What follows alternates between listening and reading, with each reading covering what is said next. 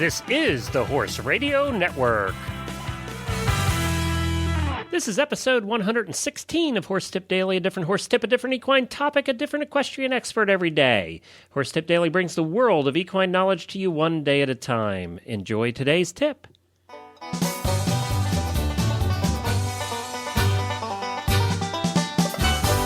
Happy New Year, everybody. Glenn the Geek back with you from Lexington, Kentucky, and you're listening to Horse Tip Daily.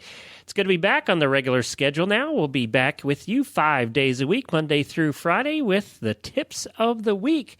We have some great experts lined up for this year. We have some new ones coming on board, and yes, we'll be having some more Western ones. We've had that request from some of our Western listeners, and we are listening. We're listening, and we're hearing, and we're trying to get those lined up right now. So hopefully in the next couple of weeks, you'll start to see some Western tips coming on board. In the meantime, we still have our large stable of experts that we're drawing from to give you a different tip and a different topic each day, something new, something exciting. I want to thank all of our listeners, too, because this show, last month, in the month of December, became our most listened to show on the network. Stable Scoop has always been number one, but this show actually went beyond Stable Scoop. Now it should. It's a daily show, and Stable Scoop's only every week, but I'm still impressed that everybody's listening and seems to be enjoying it, so that we hope to continue that for you in 2010. Of course, it's an exciting year here in Lexington, Kentucky in 2010 with the World Equestrian Games coming. We also do the 2010 radio show, which is the show about the World Equestrian Games, so don't miss that over at 2010radioshow.com. Well, today we're very excited to have with us somebody that has been on a couple of times, and her name is Sinead Halpin. She is an eventer, and she excels in the training of young horses and bringing those with talent successfully through the ranks of the sport. She is an ICP certified trainer with the USEA and is one of the original board members of the Professional Riders Organization for Eventers. And she is actively bringing on new students at every level and accepting clinic dates across the country. And she's just a whole lot of fun, Sinead is. So we're going to get to Sinead's tip right now. Here is Sinead Halpin. Well, hi, Sinead. Welcome back to Horse Tip Daily. I appreciate you joining us on a regular basis here. It's always fun to chat with you. It's always fun to chat with you even when we aren't actually working. I know. We have to set aside 2 hours for all of this just so we can catch up. I know. You know, I hope to meet you in person someday. We've never met in person, and maybe I'll get up to Plantation Field and we can say hi. Oh, definitely. Definitely. It would be a good time. Cool. Well, what do you have for us today? Well, I thought today we'd talk a little bit about walking your cross-country course, and the cross-country is one of the most fun parts of three-day eventing, but it also carries sometimes the most stress. Being in the warm-up area at cross-country, the level of anxiety is through the roof sometimes, and a lot of times it's because we're not totally prepared, and maybe we haven't gotten, when we're in the warm-up, we don't feel like we've got all the information right, or we're a little nervous about one jump, or, and I try and figure out a way so that when I get into the warm-up, I feel like, okay, job done. I feel like I've already ridden through my course in my head. I've got it sorted. So I just thought I'd talk a little bit about a way to get to that point in your head so that your warm-up area is literally that. You're just going out there to have a walk, trot, canter and go out and do your job, not zoom around at 100 miles an hour freaking out. Okay. As a horse husband, I have walked cross-country courses a few times with my wife. And, it's how many times for a show will you walk the cross-country course? Well, it really depends on the event. It really depends on the show. I would say generally for most people, you should probably walk it 3 times. If you're going to a large event like an FEI competition, sometimes you'll walk that course close to 5 times. If you're doing a one-day competition, for a lot of us that have multiple horses, maybe a novice horse, a training horse, a preliminary horse, a lot of times you'll skip around the novice course one time and the training course one time, and maybe you'll pop out the morning of and just check out a complex or something you wanted to see again. It really depends on your comfort zone. But what I would normally say is 3 times. With your 3 times, how I would set it up is your first time around your course is for your general impressions. Your first impressions, basically, do I like this course or do I hate this course? That cross-country walk can be, if you've got some friends around, or you've got a group of you that are doing, all doing your novice competition or your training competition, that's one where you go out there and it's kind of stress-free. You're just hopping around the course, so you can say, fence number 5 or fence number 6, I'm not quite sure what we're going to do there, but you come away with a general impression, whether the course is quite hilly, if it's quite flat, if there's one particular complex that you really don't like, that you have a lot of questions about. But you don't add a lot of stress to that. When you walk up to that fence number 5, you kind of look at it and go, oh, I don't know about that, but you don't get fixated on it. You just go, okay, I'm going to walk this again later. I'll figure it out then, but this is just you kind of getting to know your course. The second time I would go out on my course, I would go with my coach, basically. I've already been around the track. I already have a couple of questions in my head. And you either find your regular coach that is hopefully there with you, and if not, make sure that your coach has put you in touch with somebody else, a professional around that can walk your course with you, just to give you some pointers and make sure that you're jumping everything the right way and the safe way. When you go out with your coach is a time where you can have friends and family come along with you, but they just need to be aware that this is kind of business, 45 minutes of business time, and they're more than welcome to come and listen, but this is a time for you and your coach to really get in there and figure out the nit and grit of the course and the beef of the course. So there's not going to be a lot of conversation back and forth. So that's sometimes interesting for friends and family, and sometimes that's the one the friends and family want to stay out of because there's just too much talking. Right, exactly. Horse husbands should stay out of that one. Yeah, exactly.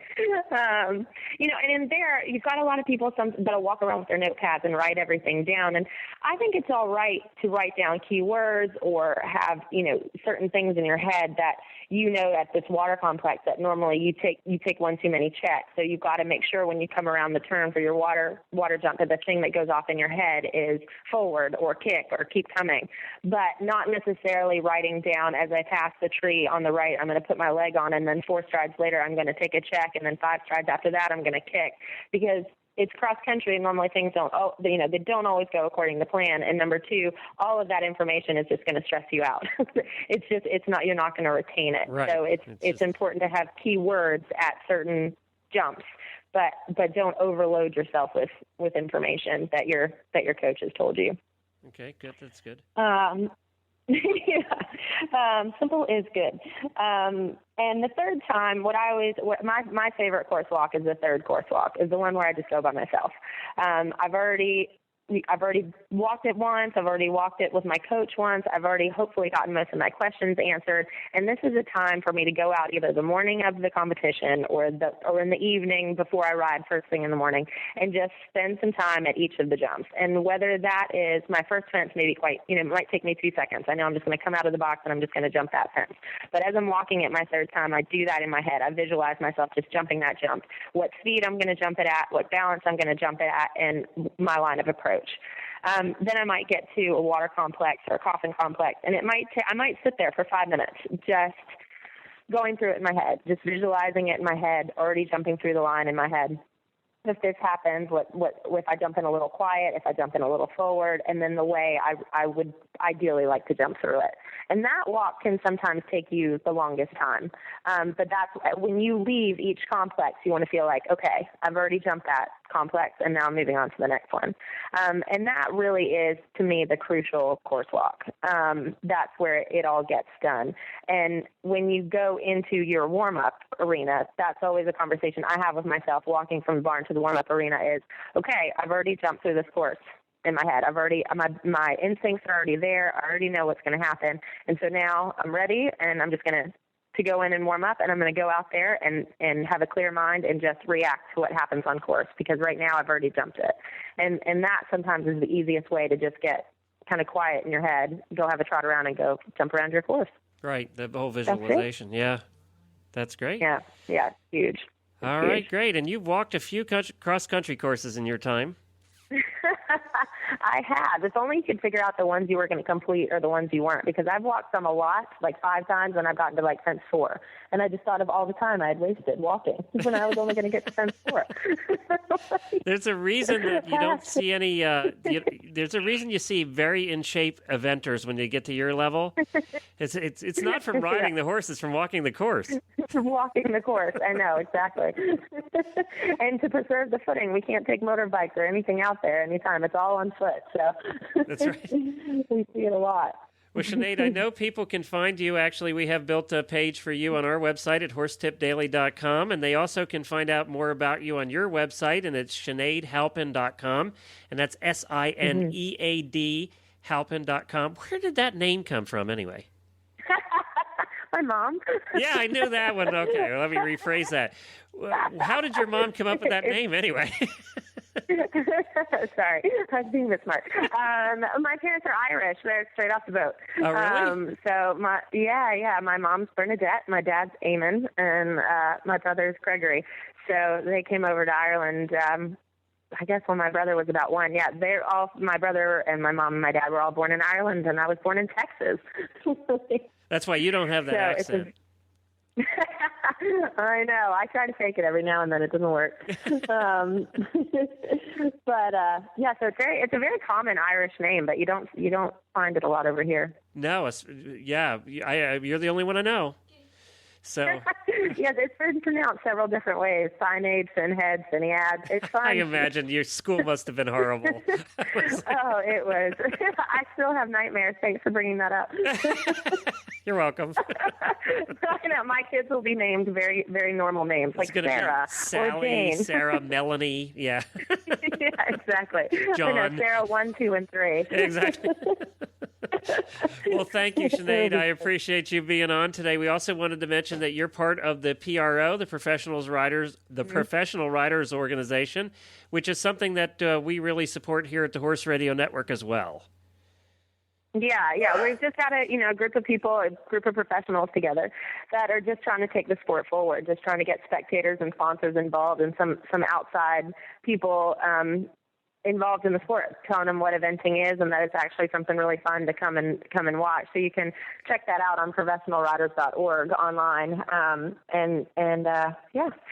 come see what we do. All right, check it out at professionalriders.org. Well, thanks to Sinead for joining us. That was a lot of fun. She's always so much fun to have on the show. As a matter of fact, most of the guests we have on the show are that much fun. I just enjoy doing this so much. It's the coolest job. I keep saying it's the coolest job in the world. I get to talk to really cool horse people for a living. It's kind of fun. Well, we thank you again for listening in, and I wanted to remind everybody about the Amazon thing. If you're going to buy anything from Amazon over the next year or whenever, if you're going to go in and buy toothpaste or toothbrushes or electronics or whatever you buy from Amazon, stop over to Horse Tip Daily first and click on the banner in the middle of the page. It doesn't cost you any more, just an extra click, and we actually get a little bit of a kickback from Amazon for anything that you buy. It helps support the Horse Radio Network and keeps these cool shows with all of these cool guests on the air. So it sort of sounds like PBS here, but it's true. So if you like our programming and you're going to buy something anyway, we're not asking you to do anything special. We're not asking you to send us money. We're just asking you to click on a banner in the middle of our page at horsetipdaily.com. Click on the Amazon banner before you buy that Amazon product, and then we get a little bit of a kickback, and we appreciate it. If you want to send me any feedback, we love emails. You can send them to Glenn with 2 N's at horseradionetwork.com. So we'll be back again tomorrow with another new expert and a different horse tip. Until then, stay safe, everyone.